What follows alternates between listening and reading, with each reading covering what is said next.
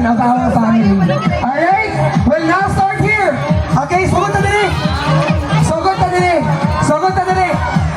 Sige na! Line. One line. One line.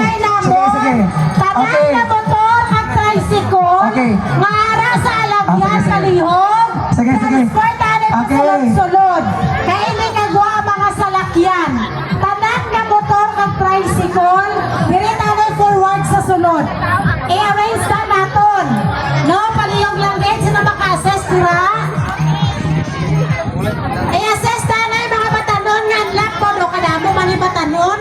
Palihog puro ligid yung anay. Di na ito mga kadawat, nagsinapitan.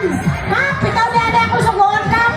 Ang mga tricycle kag motor ipahigat na palihog. Kaya ang salakyan hindi kagwa. May kinahakot nga gamit. Palihog lang git. Salamat.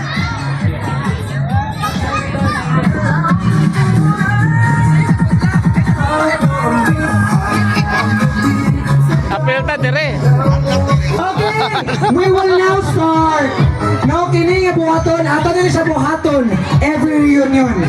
Okay, we will now start of paying respect to our older, the foundation of Anlap clan family. You may now go to the different respective tent. No? Okay, kato-ato ng mga pwede makatindog sa inyong mga lingkuranan para maka-bless o pay respect ang ato ang mga younger generation. Alright? Okay? Sige. Forward. Proceed na tara ha.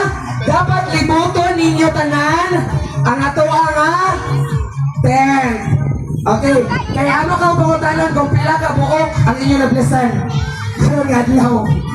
Okay. Kasi hawak nyo ang lead.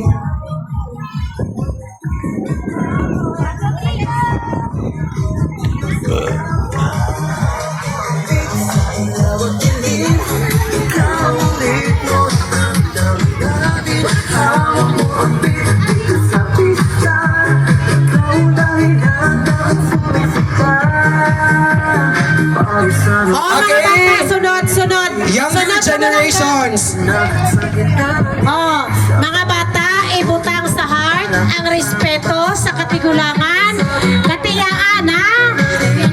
Mga hinablos, mga pakaisahan. Kung maglain ay kamubuot, panamdaman nyo kung nabilong ka sa mangot, paubos ka gid, ha? Mas down ka gid dya, kay natuon ka sa mangot. Lakat na kabon ng galakat sinod. Wow!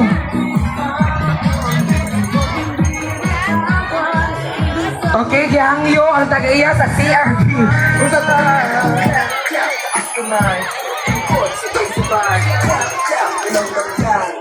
Ipadayon ni siya.